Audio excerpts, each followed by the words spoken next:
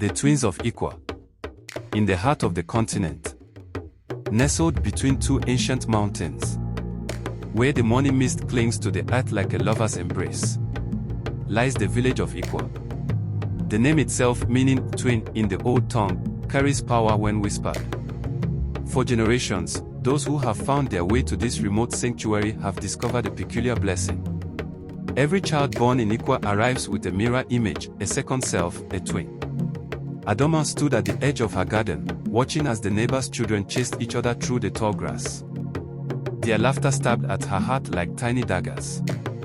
7 years of marriage, 7 years of prayers, 7 years of emptiness.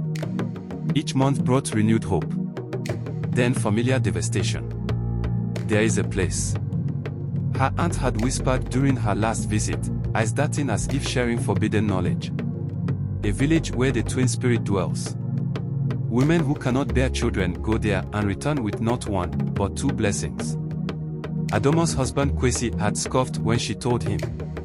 But as the moon waxed and waned, the whisper grew louder in her mind, until it became a song she could not silence. One morning, while Kwesi traveled to the city for business, Adoma packed a small bag with essentials. She left a note explaining she would return in 1 month's time. The journey to Ikwa took 3 days, first by bus, then by a weathered jeep driven by a silent man with knowing eyes, and finally on foot along a path that seemed to appear and disappear with each step. As Adoma crested the final hill, the village revealed itself like a secret. Circular mud brick homes with thatched roofs formed perfect rings around a central baobab tree, so massive it must have witnessed centuries pass. Children always in pairs darted between the homes, their synchronized movements like birds in flight. An elderly woman sat beneath the baobab, her silver-threaded hair wrapped in indigo cloth that matched her flowing dress. She looked up as if she had been waiting for Adoma all along. "I am Mama Nia," the woman said, her voice like stones polished by a gentle river. "You have come seeking the twin spirit." Adoma chose honesty. "Yes," she whispered, sinking to her knees before the elder. "I have tried everything. The doctors say there is nothing wrong, yet my womb remains empty." Mama Nia nodded slowly. "The twin spirit does not respond to desperation, only to belief. You will stay with me for 1 cycle of the moon. You will learn our ways. You will understand what it means to be chosen by the twin spirit. Only then will you know if this is truly your path." That first night, as Adoma lay on a reed mat in Mama Nia's home, the sounds of the village wrapped around eardrums pulsing in the distance, the melodic chorus of night insects, and something else, children's laughter, though the hour was late for such play. The twins communicate with each other across distances. Mama Nia explained the next morning, noting Adoma's tired eyes. What you heard was not physical laughter but the echo of their spirits playing together in dreams. Days passed in a rhythm both foreign and familiar. Each morning, Adoma helped prepare a communal breakfast where every twin set arrived with their parents. She noticed how the children moved not as individuals but as unified pairs, finishing each other's sentences, reaching for the same food at the same moment. How did this blessing come to Ikwa? Adoma asked one evening as she helped Mama Nia crush herbs for medicine. The elder smiled, her eyes reflecting the firelight. "Long ago, when drought threatened to destroy our people, a woman gave birth to twins. That night, rain fell for the first time in 2 seasons. The twins grew and showed remarkable abilities. They could sense when rain would come, when illness would strike, when danger approaches. They taught us that 2 souls joined before birth carry wisdom from the spirit world. But why does everyone in Ikwa have twins? Even those who come from outside. The twin spirit chooses those who will care for its children properly." Mama Nia replied. "Not everyone is blessed, only those who truly believe in the connection between our world and the world beyond." That night, Adoma dreamed of 2 small figures dancing around her bed, their features obscured by a soft light that emanated from within them. They spoke in a language she didn't understand, yet somehow comprehended promises of joy, warnings of responsibility, the weight and wonder of a divided soul. She woke with tears on her cheeks and a strange certainty in her heart. What do you think the twins in Adoma's dream were trying to tell her? As her month in Ikwa neared its end, Adoma found herself changed. She had witnessed twin children predicting sudden rainstorms, finding lost objects without searching, and knowing when someone in the village had fallen ill before word spread. More remarkably, she had seen the sacred ceremony of naming, where newborn twins were brought to the baobab tree. And Mama Nia listened to whispers only she could hear before announcing the children's true names. The most important thing to understand, Mama Nia told her as they sat grinding millet one afternoon, is that twins are not two halves of one whole. They are two wholes that share one spirit. Their connection to each other strengthens their connection to the spirit world, allowing them to bridge realms that single births rarely access. On her final night in Ikwa, after a feast where the entire village gathered to bid her farewell, Mama Nia took Adoma to a small clearing just beyond the village. A circle of white stones gleamed in the moonlight. This is where women come to ask the twin spirit for its blessing, the elder explained. But remember, the spirit only answers those who truly believe, not just in its power to give children, but in the sacred responsibility that comes with raising children who walk between worlds. Mama Nia left her alone in the circle. Adoma knelt on the cool earth, feeling the weight of everything she had learned. Twin spirit, she whispered, I came here desperate for a child. Now I understand that what you offer is both a blessing and a duty. If you choose me, I will honor the ancient wisdom. I will guide your children to use their gifts for the good of all. I will teach them to respect the bridge between worlds.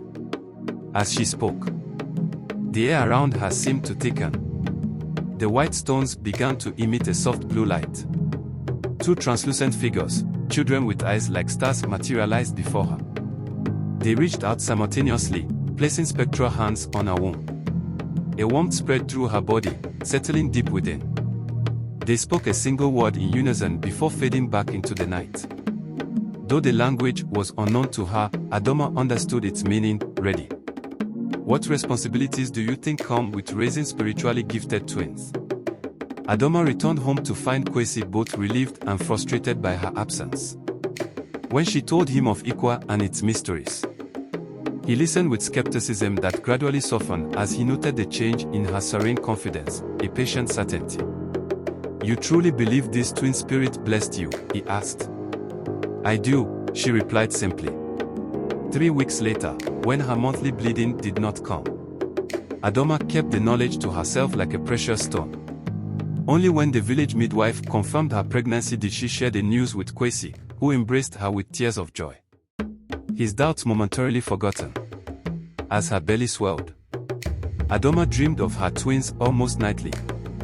Sometimes they showed her visions of drought, sometimes of abundant harvest. Sometimes they spoke of healing gifts they would bring to their community. Each morning, she recorded these dreams in a journal, noting patterns and prophecies. Kwesi remained practical. One healthy child would be blessing enough, he insisted when Adoma spoke of twins. Yet even he could not deny the strange occurrence of the houseplants suddenly blooming, how birds gathered at their window each dawn, how the old village oracle stopped Adoma in the market to announce, they are coming, the ones who see beyond. When Adoma's time came, the labor was difficult but swift. The midwife's eyes widened as the first baby emerged. A girl with a caul covering her face, an ancient sign of spiritual sight. Minutes later, her brother followed, born with a single white streak in his otherwise black hair. Twins, Kwesi whispered, or replacing his skepticism as he held his son while Adoma cradled their daughter. The twin spirit truly answered. They named the girl Oma and the boy Kofi. As was tradition, 4 children born on Saturday in their region. But Adoma knew these were merely their outer names. Their true names, the ones that would connect them to their spiritual gifts, would reveal themselves in time. What do you think the twins' secret power might be, based on the signs surrounding their birth? As the twins grew, their unique connection became impossible to ignore. Before they could speak, They developed a language of gestures and sounds comprehensible only to each other. At 6 months, when Oma fell ill with fever, Kofi pointed repeatedly toward a specific plant in their Gardenia medicinal herb.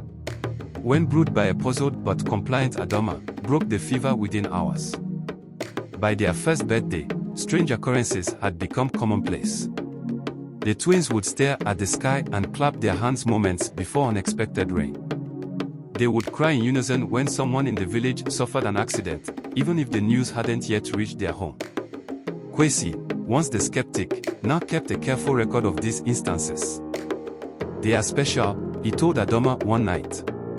"Perhaps we should return to Ikwa to learn more about guiding them."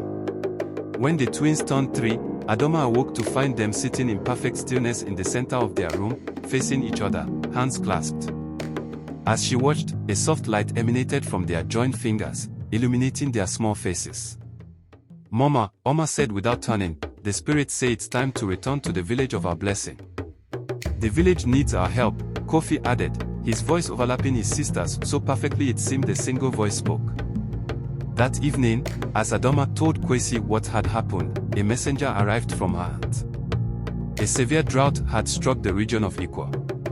Crops were failing, and illness was spreading. The messenger carried a specific request from Mama Nia: bring the children born of belief.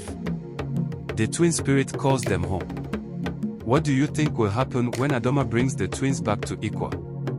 The journey back to Ikwa was different, this time the path clearer, as if the land itself recognized their purpose. The twins, now 3, walked much of the way themselves, stopping occasionally to place their hands on the parched earth or to whisper to invisible presences that seemed to surround them. Ikwa had changed. The lush gardens Adoma remembered were withered, the joyful community subdued. Many of the twin children were ill, their special connection to the spirit world seemingly weakened by the drought. Mama Nia, now bent with additional years, embraced Adoma with tears in her eyes. "You have returned at the time of greatest need," she said. "The balance between worlds has been disturbed. Only those with the strongest connection can restore it." That night, beneath the full moon, Mama Nia gathered the village around the great baobab tree. Adoma and Kwesi watched as their twins stepped forward without prompting and stood before the elder. "These children were conceived in true belief," Mama Nia announced to the village. "The twin spirit shows us the path through them." Oma and Kofi turned to face each other, joining hands as they had done in their bedroom. This time, the light that grew between them strengthened until it enveloped their small bodies. They began to speak in the ancient language Adoma had heard in her dreams years before the tongue of the twin spirit. As they spoke, clouds gathered overhead. A cool breeze stirred the dust. The first drops of rain fell like blessings upon the parched earth. "They are calling the rain," gasped an elder. But Mama Nia shook her head. "They are doing much more. Watch." Throughout the village, the other twin children began to stir from their lethargy. They moved toward the baobab tree in pairs, hands linked, eyes bright with recognition. As each set of twins joined the circle, the light expanded, connecting them all in a web of shimmering energy. "The twin spirit does not reside in any one pair," Mama Nia explained to the astonished parents. "It flows through all twins, connecting them to each other and to the spirit world." The drought came because we began to forget to treat the blessing as ordinary, taking the twin spirit for granted. The rain fell harder now, soaking the grateful earth. The twins continued their chant, their voices harmonizing in an otherworldly chorus. "Will it always be like this?" Adoma asked, watching her children with a mixture of pride and apprehension. "Will they always be called to such responsibility?" Mama Nia smiled.